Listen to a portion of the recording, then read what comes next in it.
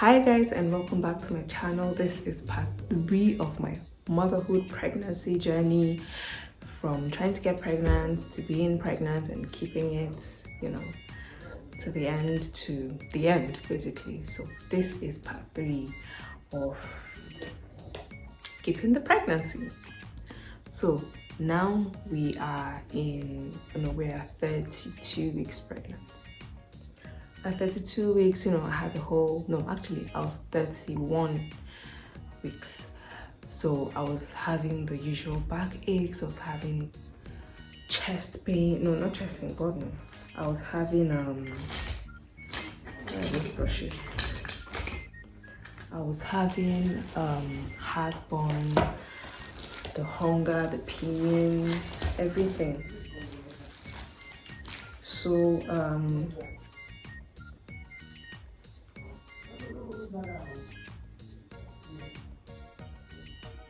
one lovely night, let's say the week that I was going to be 32 weeks pregnant, I had my antenatal on a Wednesday. But before that, I was noticing from over the weekend, my urine was foamy.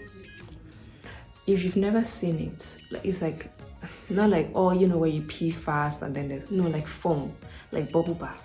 Yes, that kind of foam. My urine was foamy. My legs were swelling up. I was having to put, my feet up all the time. But then I knew, getting swollen feet is part of the whole pregnancy shebang.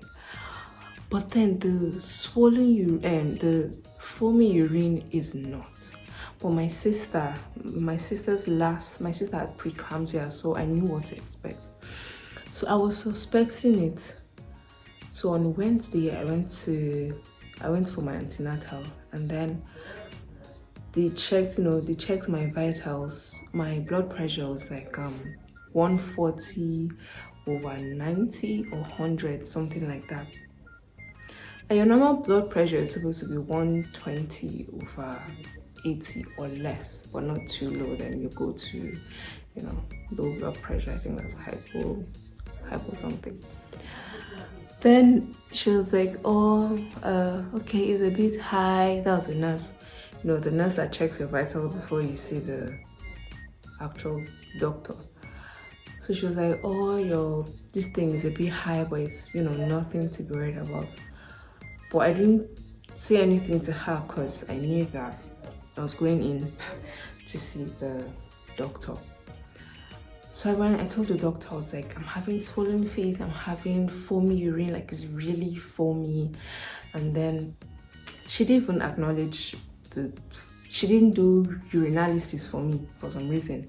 I thought that's the first thing I'm going to do, urinalysis, check my protein levels. But she didn't, and I kept quiet though. Foolish me. So I went home. Then on Friday evening, I had my bowl of obono and semo. It was poundo yam. It was poundo yam I was eating.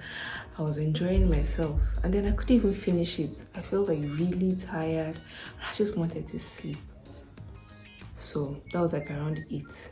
So by 10, I went to sleep. No, I went to sleep around 8. Then 10, I woke up. I felt when gas escapes from your belly, there's a certain way you feel. I was okay, I need to poo. So I went, but still, I was feeling it, my chest. I was having difficulty breathing. I was like, what is happening? What is all of this? So I called my husband. He was rubbing my back and whatnot. Everything was and at some points I felt a bit of relief. So I went back to sleep. 12,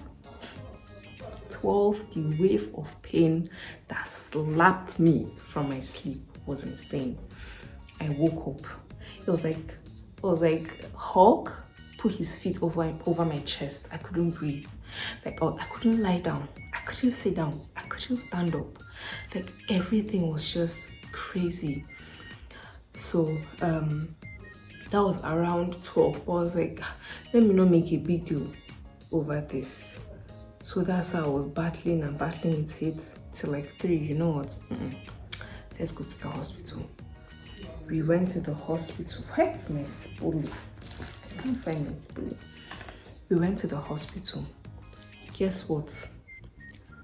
The hospital was locked. No, like they locked the hospital. I'm not fearing anybody's grandmother, so I'm going to mention the hospital. Ultra Med Hospital in Gwarimpa. The gate of the hospital was locked. We had to honk. Gate man had to go and look for key and open the gate of the hospital. We entered the reception. There was no receptionist. It was like all of them were sleeping. Because I went with my father-in-law, my mother-in-law, they're like, Stella, what type of hospital is this? I was like, I don't know. I've never been here in the night. But like, it didn't seem as if we were in the hospital. The next thing, the nurse came. The nurse came and they were like, I'm having constriction, I'm contracting or whatever. I was like, no. Google told me that contraction feels like, you know, a little bit of cramps, you know, I get in there, level 1, level 2, before, you know, the centimeters and stuff. I was like, it doesn't feel like it.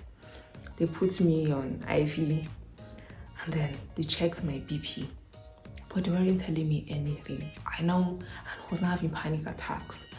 Like, I was just really scared. They're like, you can't hear the baby's heartbeat. Okay, the baby is kicking me, but how comes you guys can't hear his heartbeat? Like, it makes 0 sense. Because uncle is kicking me right now. Like, while you and I are talking, you can even feel him from. They're like, oh, yeah, but then, there was no doctor on ground. They had to call the doctor to come. 4 a.m. I was just there. They're not doing anything. They can't give me anything because I'm pregnant. They now they put catheter for me. If you don't know catheter, I'll put a picture. Like, they connect it to your urethra, so you don't have to be standing up to pee, or you're going to have like a surgical procedure, so you don't have to be, you know, the inconvenience of peeing, or if you're going to be on bed rest or bed restraint or whatever. 4 a.m., 5 a.m., 6 a.m. Then around like 9, they came. They're like, oh, they have to do emergency CS for me. I'm having preeclampsia. It took you guys all these hours to know that I'm having preeclampsia and that my protein level was like, I think 4+. The highest basically on that urinalysis strip thingy. It was like the highest. They're like, but before they do pregnancy, before they do any surgeries, they have to call the managing director of the hospital to give them permission. It took them 1 hour to call managing director for him to reply. Okay, he said they can go ahead with the surgery. 11. They now had to use 1 hour to look for surgeon that will come. Surgeon came. 12. Then that's when they realized, oh, they don't have incubator because this baby is just 32 weeks old. They have to put him in an incubator. So all that while, calling the managing director and doing this one and doing that one, they did not bother to think, where are we going to keep this pikin when we remove this pikin? They decided to keep that part out. That was 12.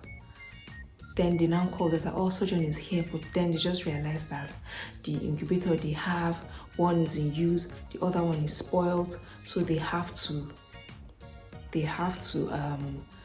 refer us to another hospital. Well, yeah, we're fine. Everybody was now frantic because my baby was getting high and high and high. And next thing is convulsion. It took these people, I am not joking, 1 hour, another hour to type request, referral, they're going to refer letter so that we can be attended to on time. It took them 1 hour. After they typed it, they now said the ambulance we have to pay for ambulance. We're like, okay, we'll pay for ambulance. Then okay, a nurse has to go with us so that they can explain things to the hospital they're taking us to.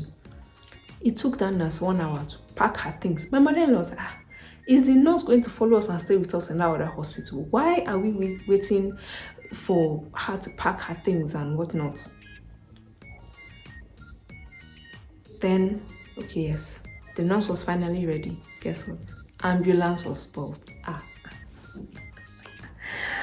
said, my village people, I can see you. I can see you. But you know what? I serve a living Father. I serve the Most High God. Last, the same car that brought me to the hospital, which was my father-in-law's car, is the same car we used to take us to that other hospital. Stay tuned for part 4 because this is getting too long. It's like 10 minutes and something, and I don't want you guys to be too bored. So we shall come back for part 4. Stay tuned. This is after we reach the next hospital. All right, you guys, thank you guys so much for watching. Please don't forget to like and subscribe and drop me some super thanks. All right, bye.